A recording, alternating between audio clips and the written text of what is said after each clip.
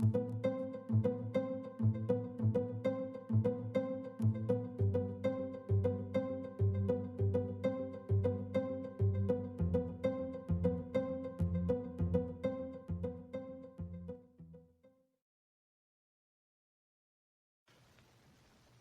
clase dominada o plebeya en la cultura azteca carecía de la homogeneidad que caracterizaba a otros estamentos similares de otras sociedades precolombinas.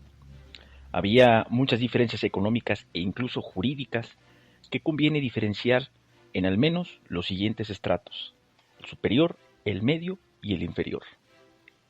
El primero lo integraban los pochtecas, que eran comerciantes dedicados a la exportación e importación de los productos de lujo consumidos por la élite dirigente. El carácter semioficial de su profesión, que les llevaba a veces a actuar como espías, les proporcionaba grandes riquezas y la gratitud del Estado. Los pochtecas tenían derecho a acceder a la justicia, a celebrar fiestas y a utilizar emblemas particulares, pero no estaban libres de entregar fuertes tributos, lo cual señalaba su pertenencia a la clase plebeya.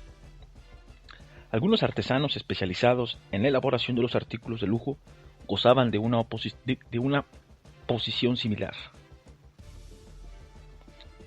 Por el contrario, la inmensa mayoría de los Macehualtin se situaba en el escalón intermedio. Su profesión dependía del lugar donde residiesen. Los que vivían en las áreas rurales o en los suburbios de Tenochtitlán se dedicaban a la agricultura, los de las ciudades al comercio al por menor, a las artesanías o a los servicios. Los Macehualtin tenían rigurosamente prohibido poseer tierras en propiedad. Además, debían pagar impuestos, cumplir el servicio militar y trabajar gratis en las construcciones públicas.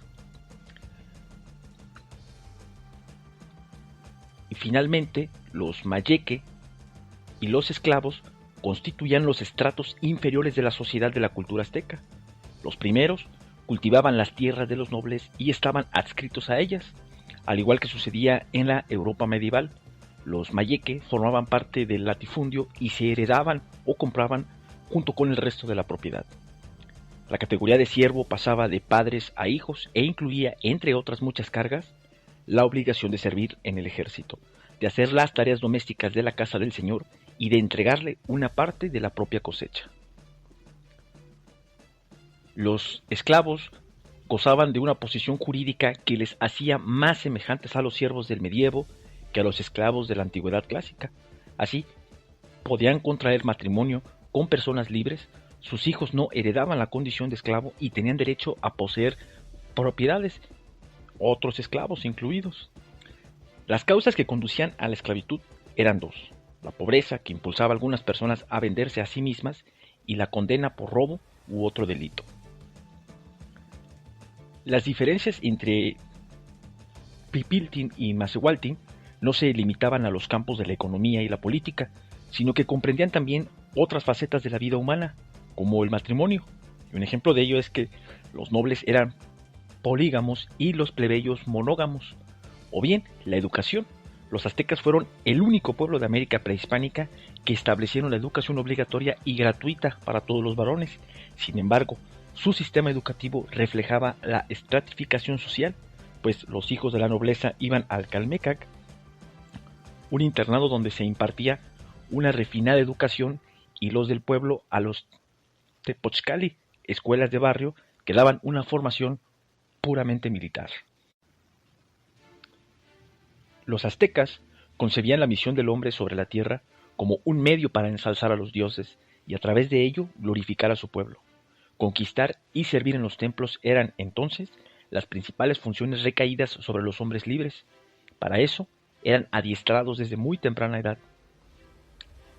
La educación militar se iniciaba cuando a los 6 o 7 años el niño ingresaba al Tepochcali, que era una escuela pública mantenida por cada calpulli. A los 10 ya participaba en los combates, recibiendo su primera distinción cuando lograba apresar a un enemigo. A partir de ese momento se le abrían amplias perspectivas de progreso en la estructura social. Sin embargo, si luego de otros combates no repetía la hazaña, debía retirarse del ejército y volver al calpulli convertido en macehual, es decir, en un hombre común dedicado a la labranza de las tierras. Pero aquellos que cumplían el objetivo, que era una acción atribuida a los dioses, continuaban ascendiendo en el escalafón de los guerreros hasta integrarse, conjuntamente con los nobles, a las órdenes militares superiores, que eran los caballeros jaguar, soldados de Tezcatlipoca, que llevaban como distintivo una piel de jaguar, y los caballeros águila, que eran soldados del sol, reconocidos por el casco en forma de cabeza de águila con que orgullosamente cubrían la cabeza.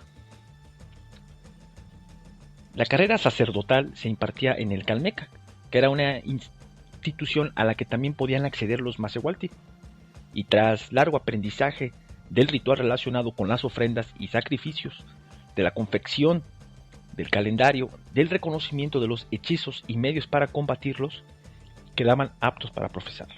El aspirante debía entonces renunciar al matrimonio para ser ungido como servidor de Quetzalcóatl, y a medida que adquiría prestigio, empezaba a ascender los escalafones de la jerarquía eclesiástica hasta llegar a ocupar sus cargos máximos, es decir, como pontífice de Huitzilopochtli y de Tlaloc, las deidades que coronaban el centro ceremonial de Tenochtitlán.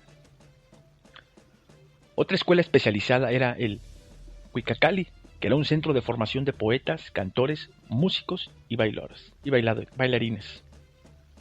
Pero las tareas propias de cada sexo eran enseñadas por los padres, quienes de tal modo los adiestraban para un correcto desempeño en la vida familiar. La mayor autoridad de Tenochtitlán era el Güey Tlatoani, que significa gran orador, quien acumulaba en su persona el poder ejecutivo, legislativo y judicial.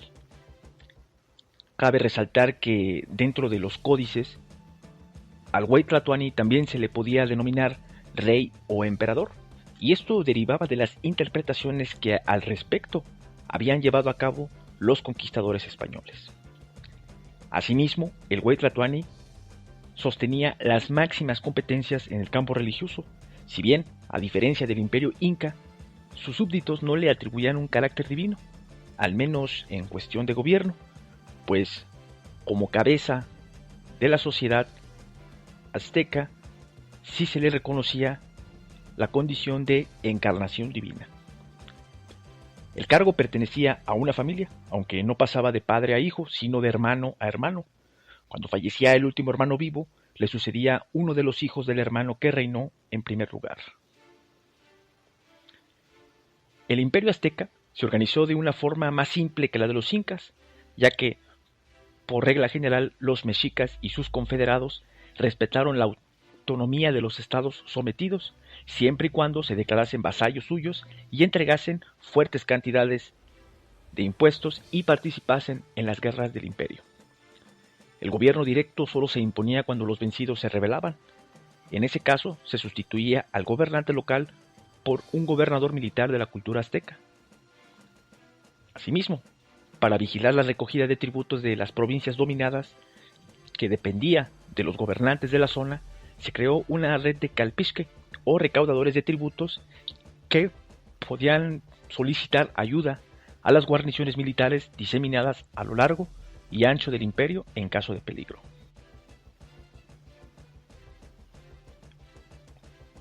El tributo, la agricultura y el binomio artesanía-comercio eran los pilares básicos de la economía de la cultura azteca.